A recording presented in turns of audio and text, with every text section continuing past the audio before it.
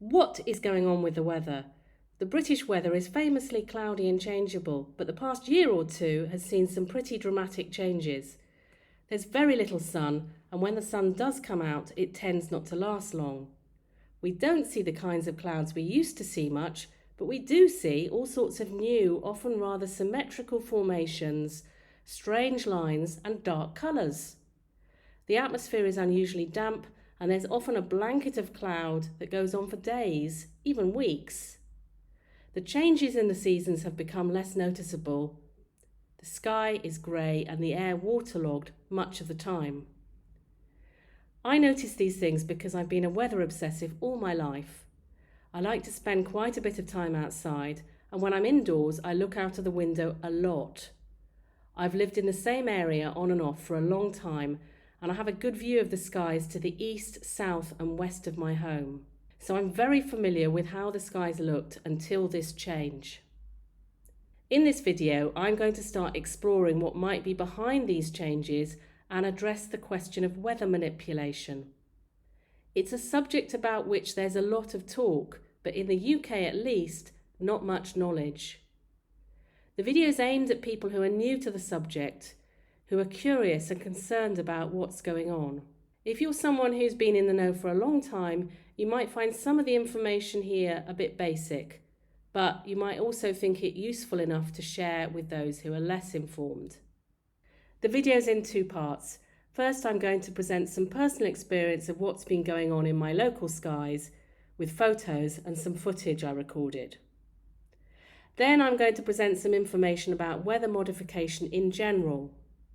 All of this information is in the public domain and anyone can research it, but as there's very little awareness of the issue, and there's often a blanket dismissal that weather modification is even possible, people tend not to look for it. You'll find links to the sources used in the description box below. At the end of the video, I'm going to cover some significant developments at government level and in the media, which I think require urgent attention. And there'll be suggestions of what you can do if you feel concerned at the end as well. For me, all this began in the spring of 2024 after a long, exceptionally damp winter. I've been out of the country for a few years, so I didn't pay much attention to the weather until some blue skies finally appeared in May. And I started to notice how, when the sun came out, so did a number of planes, leaving some very definite trails in their wake. These trails would fluff out into a haze, and soon the sun would be partly or wholly covered.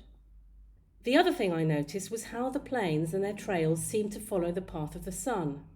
They'd come from the east, which is pictured in this photo here, and fly towards the west, leaving lines either just above, just below, or directly across the sun. These planes weren't passenger planes, which I saw frequently as well.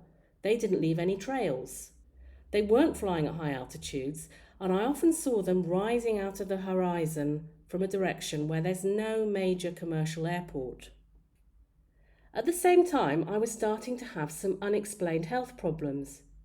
I wasn't ill, but I would sometimes have a sore throat, a cough, or smarting eyes. The symptoms reminded me of how I'd felt over the couple of weeks I'd once spent in a foreign city that was very polluted. I went on holiday to an area where there were far fewer trails and the problem cleared up. But when I returned in August, a young tree in the garden had lost 2/3 of its leaves from the uppermost branches.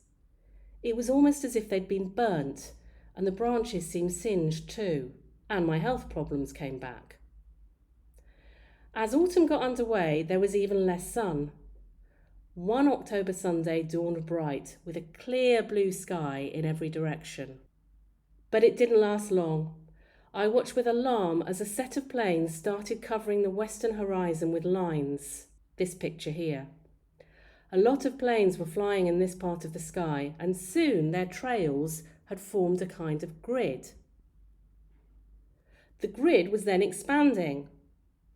I went round to the east of the house and found the entire sky covered with trails that were already clearly fluffing into cloud. More planes flew overhead, and long story short, by lunchtime it had become a cloudy day and the sun did not appear again. This has been a repeating pattern. Almost every time the sun's appeared, so has groups of planes, often flying in pairs. I started looking for them on a flight tracker app, Flight Radar, and could never find them, while the passenger planes that I could clearly see overhead were there. The recording that I'm going to share was made on a Sunday in November and shows this process happening in real time as I experienced it. I've noticed that a lot of people don't seem to pay much attention to what's going on in the sky, so I've decided to do it in that way to reflect what's my experience and the experience of many people. It's Sunday the 17th of November, and this is the western sky, slightly southwestern actually. Started out fairly clear. As you can see, there are already lines fluffing into clouds, and I'm just watching another one now coming down to the horizon. This is consistent with the pattern that I've been watching all summer and autumn. The planes that make these trails are not at high altitude. They generally ascend and descend in the way that we're seeing now. Meanwhile, this area is on a flight path, so regularly see passenger planes going over at fairly low altitudes, pursuing a straight, that's to say a horizontal flight path, and not emitting any trail whatsoever. If we can get a closer idea of this one.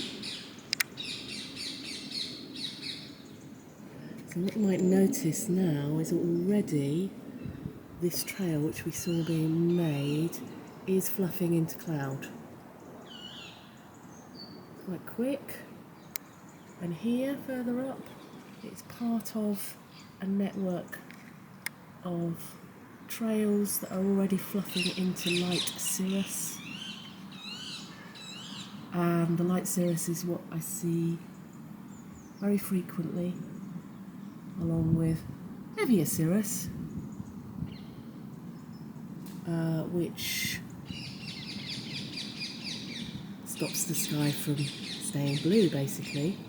And the other pattern we see here is that the clouds tend to build up right on the horizon in the path of the sun, and that's when they tend to become white out. So that plane that we saw come down now, it's almost right down to the horizon now, is already cloud here. So we're seeing in real time the process of trails fluffing into clouds, and when there's enough trails either in the form of lines or crosses, they then, another one, they then quickly become a haze or a complete whiteout. So now we're seeing one going up and one coming overhead, right down. I'm just going to try and see on flight radar whether I can see any of those without shaking the camera too much.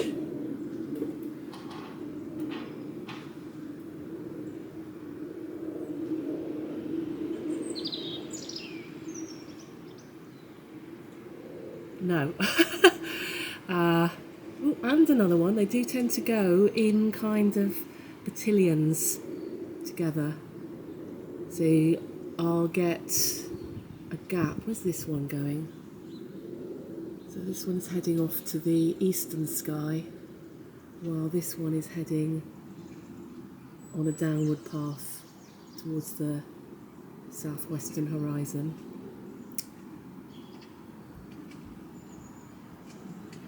And now we've got,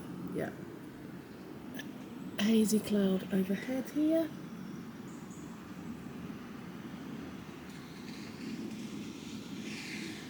So yes, as I was saying, they do tend to happen in short bursts with periods in between where there's nothing. So on a day like this there might be 10-15 minutes with nothing, and then an awful lot of planes and trails in the same area of the sky doing this. So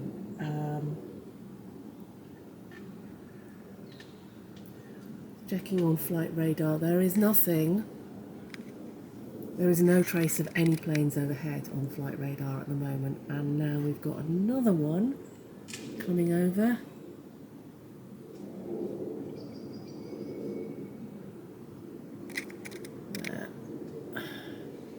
So that it's obviously coming into this pattern here.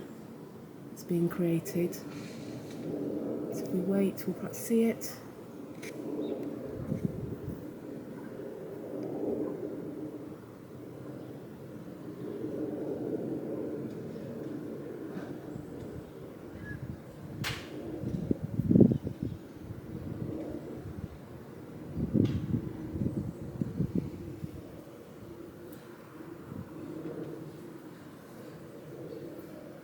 Yeah, interested to see where it goes. They do tend to follow the same paths, and the ones coming from the east, which is to the left of this film, in that direction there is no major commercial airport. So now you can see we've got almost a kind of wheel effect. These clouds are fluffing out. This one's really quite big now, quite wide. And over the autumn in particular, I have noticed that the trails seem to be wider. The clouds seem to be fluffing out more quickly into broader things like this, but even bigger in fact. And just for a bit more context, the sun is around here, just the other side of that building, and what is typical is that this kind of thing will happen ahead of the path of the sun, and then by the time the sun gets there, depending on the day, obviously, depending on the natural conditions, usually there will be either haze or complete whiteout in which the sun sets. Which seems to be why we very rarely get a clear sunset of the kind that I've watched most of my life until this year. So, just hanging on a bit. Meanwhile, I think I've missed some. It's very busy this morning. There's another pattern over here.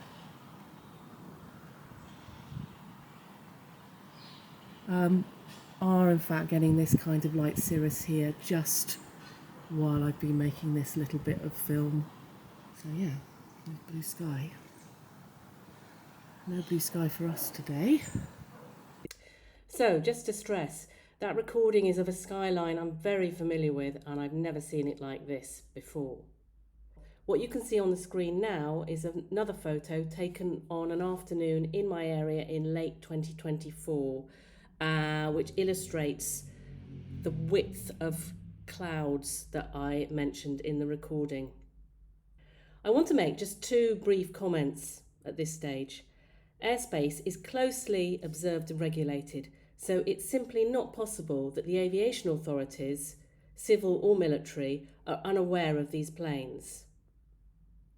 The second thing I want to say is that I've seen many pictures and reports of similar activity, let's call it for the phenomenon, online from elsewhere in the world and around the UK. But from personal experience and from what others tell me, it does seem to be particularly intense in the UK and in a certain region: London and the South East, Oxfordshire and the Midlands. So now let's take a look for background and context at the general issue of weather modification.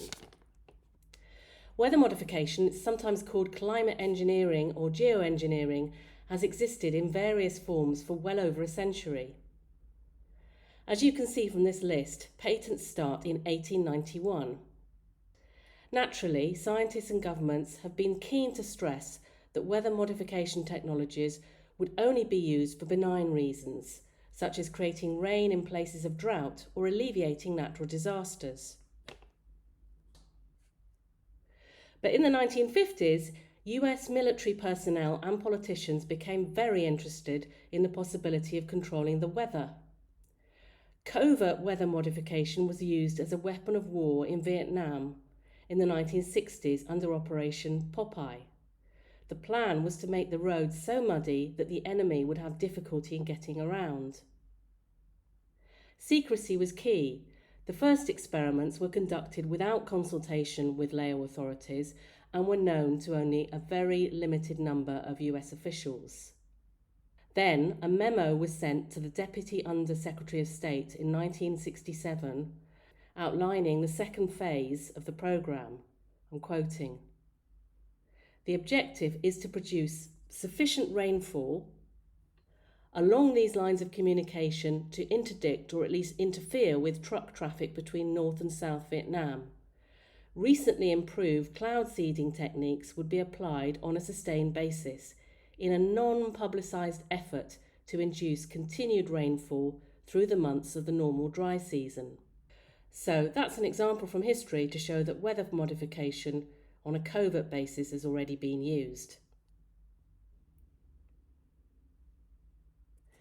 Now I want to talk very briefly about the technologies themselves. In 1946, a scientist at the General Electric Corporation discovered how to create rain using silver iodide. The technology, which used silver iodide to create ice crystals, which then formed water drops and led to rain or snow, and has developed considerably since then. There's a video on YouTube featuring one of the longest running cloud seeding operations in the US, and it gives a really clear demonstration of how this technology works. There's a link below. Once you've got the infrastructure set up, cloud seeding seems remarkably easy to do. Solar radiation management is a newer weather modification technology. SRM, or stratospheric aerosol intervention, is a technical term for dimming the sun. As this article from 2019 reports, billionaires including Bill Gates, George Soros, and Facebook co-founder Dustin Moskovich have all expressed interest in solar geoengineering, adding that the technology is not far from being ready and it's affordable, but it could cause massive changes in regional weather patterns and eradicate blue sky. An article by the BBC in 2024, it's quite a strange article, but more of that later, explains what's involved in SRM. The reflection of sunlight away from the Earth back into space in order to reduce the temperature of the planet. Two technologies are used: planes spraying aerosolized sulfur dioxide into the stratosphere and ships spraying salt water at cloud to brighten it and make it more effective. SRM is considered fairly inexpensive, according to an academic paper published in 2020, which looks at the costs of carrying out SRM on a widespread basis to the end of this century. It says, the annual cost of delivering a sufficient amount of sulfur to counteract expected greenhouse warming is estimated at between 5 and 10 billion US dollars.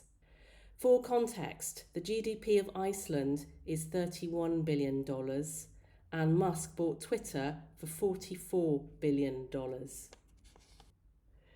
I want to let this extraordinary thought land. A minority of powerful people are seriously considering blocking out the sun, the source of light and life on Earth, which is central to the health and well-being of humans, animals, and plants. Final point before we move on. Because it creates clouds and rain clouds, cloud seeding is also a way to block out the sun. If at this point you were experimenting with ways of dimming the sun, you would probably use both solar radiation management and cloud seeding technologies in tandem. Now I want to talk a bit about the business of weather modification, which is well established as a commercial activity.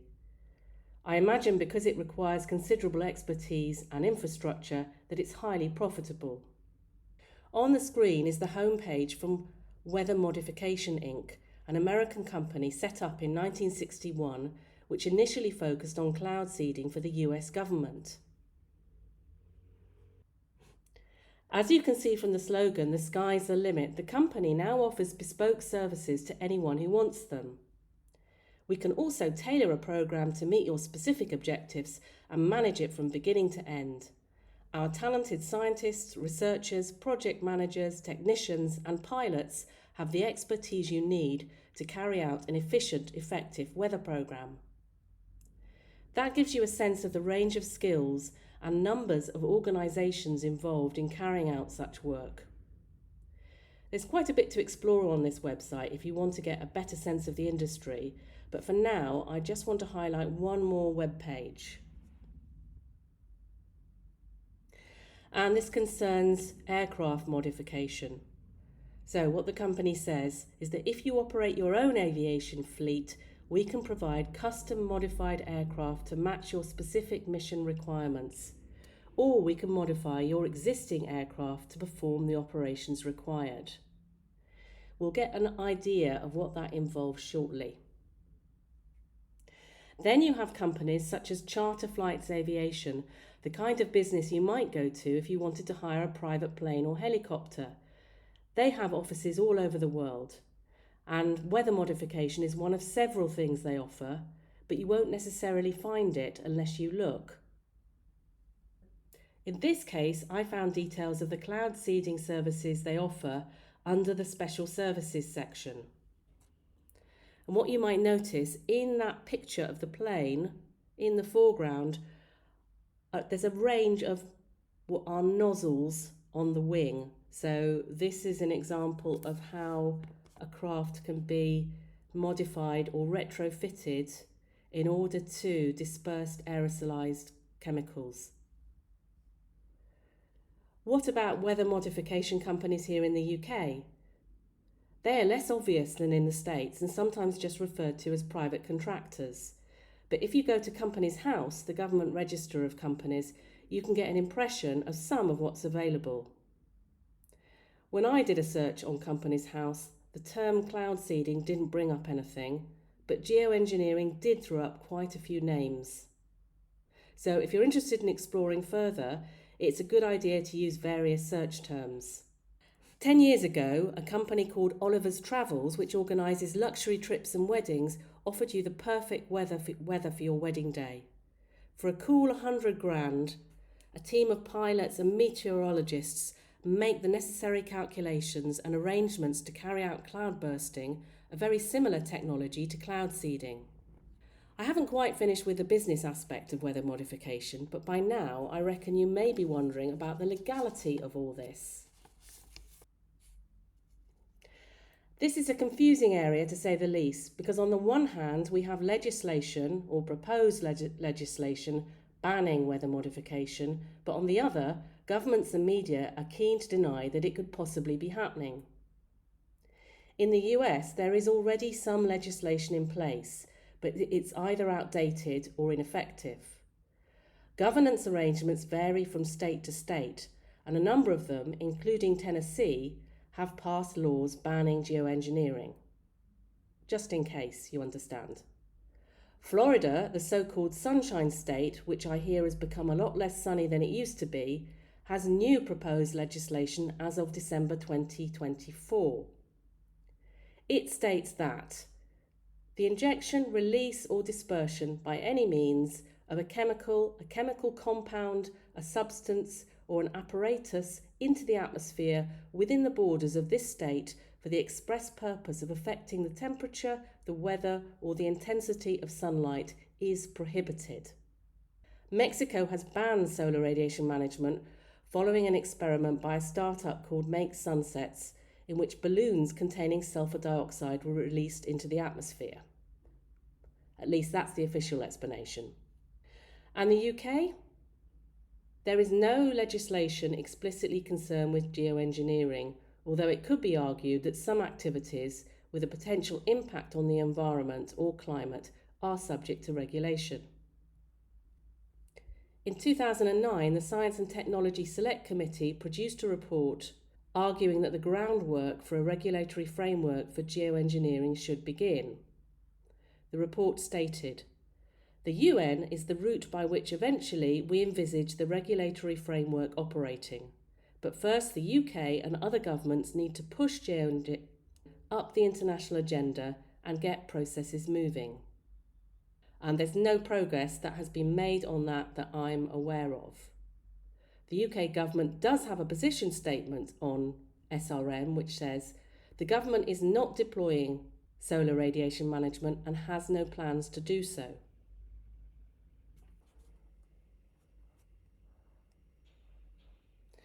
So it's rather bizarre, given the government's assertion that it is not deploying SRM and has no plans to do so, that it's investing in solar radiation management.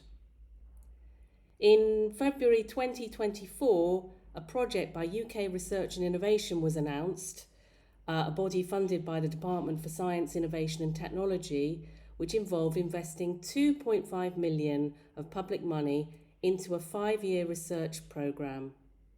The purpose of the research is risk analysis, yes, you heard that right, into the newly expanding SRM arena. To put it very simply, the idea is to find out which is more dangerous, putting chemicals into the air which block out the sun, or climate change. The description of the programme makes it clear that only computer modelling and laboratory work will be involved. There will be no outdoor experiments. Oh yes, there will. From another source, that is.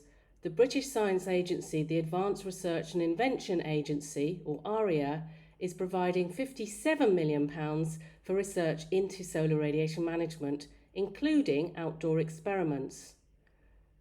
The news was reported in the New York Times in September 24, but not, as far as I can find, by any British media outlet.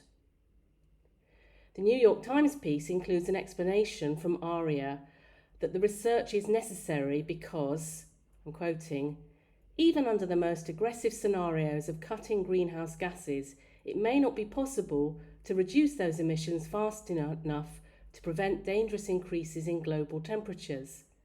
That has led governments and scientists to increasingly consider strategies that could temporarily and artificially cool the planet, effectively trying to buy time while heat-trapping pollution is reduced." One final point that makes all this even weirder. The current British government has pledged to switch from fossil fuels by 2030, depend entirely on electricity generated by wind and solar power. Now I want to talk about how the media is dealing with this issue. During 2024, a number of articles appeared in the media about solar radiation management and geoengineering. Like the BBC article I referred to earlier, they take a double-handed approach, dismissing any concerns about what might already be going on above our heads as conspiracy theories, while at the same time promoting the technologies they say are not happening. This is an emerging pattern. The idea of dimming the sun through the use of chemicals is raised, its obvious dangers and dark consequences, quite literally, acknowledged, and then followed by the suggestion that it's probably a good idea anyway. This film by the Financial Times is illustrative.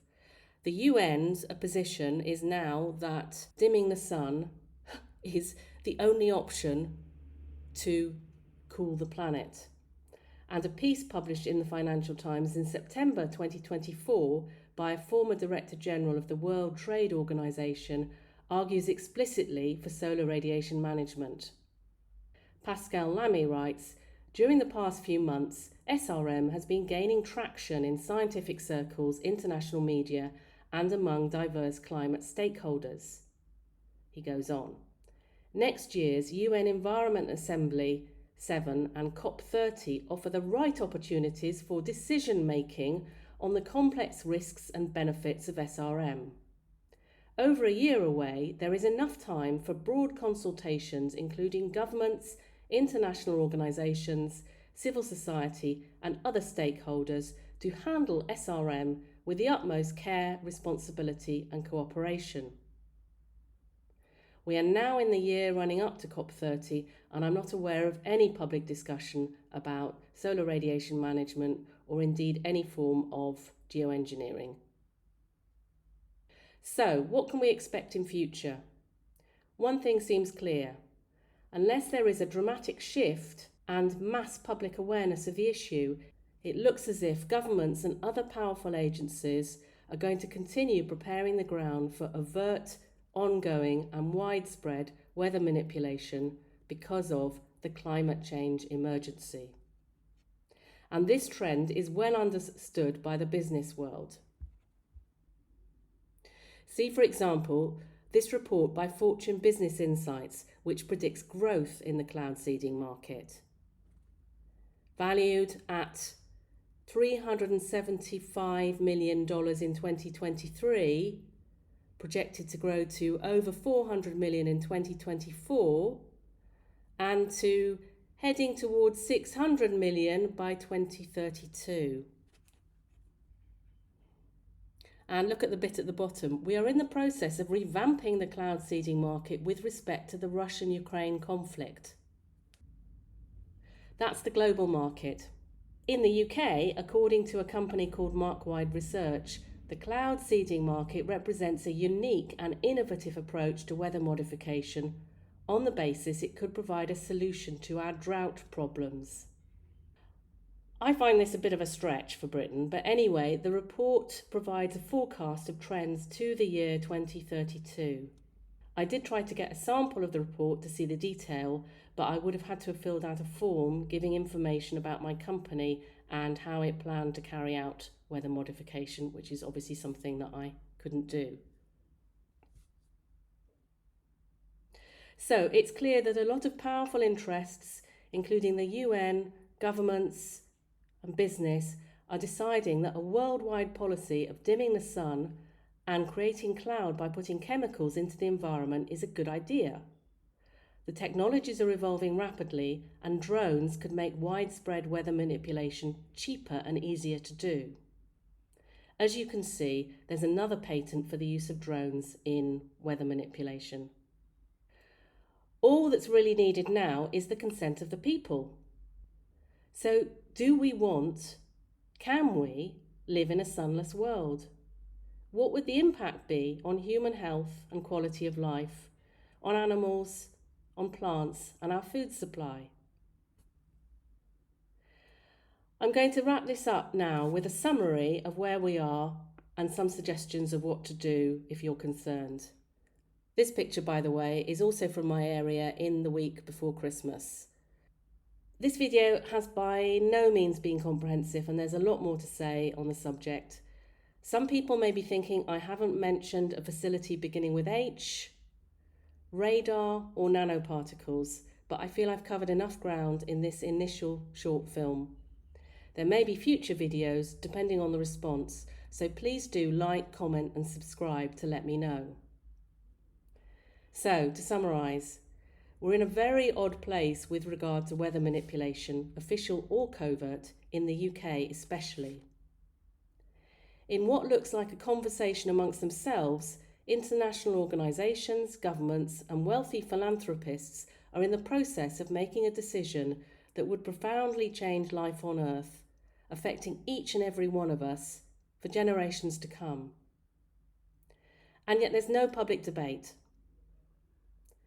This is in contrast to the US, where there's legislation about weather manipulation in a number of states and a movement against it, details in the description box below. But many people in the UK don't even realise the technology exists. And yet after 2024, when the lack of sun led to the second worst harvest on record in England, many people sense that something is wrong and are asking questions. So if you're concerned, I want to suggest two things. One is that you start to talk about the subject in whatever way seems comfortable and appropriate for the people you're talking to and the situation. Conversations could be quite brief and not aim to persuade anybody to believe anything. Then more about breaking the silence. We can't afford for this to continue to be a taboo subject. On social media, there's a lot of talk about it, but much of it is very negative. So the trick there is to engage constructively without getting into arguments. One thing I find works is just suggesting that people look at the skies, watch the skies for a while.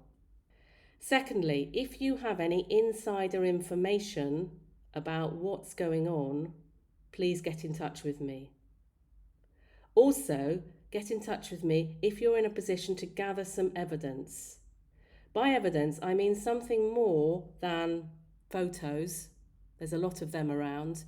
I mean high quality footage, perhaps close to an airport or other facility, or tests of soil, water, tests for heavy metals in soil, water, and indeed bodies.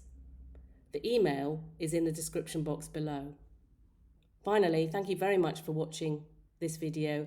I hope it's provided you with some insight or information that you can use or share with others. And whatever you decide to do, I wish you all the sunshine and vitamin D that your body and soul needs.